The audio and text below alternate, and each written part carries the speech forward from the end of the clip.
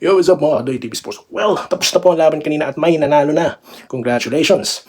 Pero, meron pa rin po tayong napapanood sa Reels. Yung last play po ng TNT. Wala daw foul! Ano man sabi ng Doy TV dyan? Well, sa totoo lang mga boss, on my honest opinion, hindi porket Ginebra fan ako, wala naman po talagang foul doon. At hindi na po talaga tatawagan yun. Di po ba? Pero, kung may nakita po doon si Coach Chat Reyes, no? Eh, dapat nakita rin ng referee yun.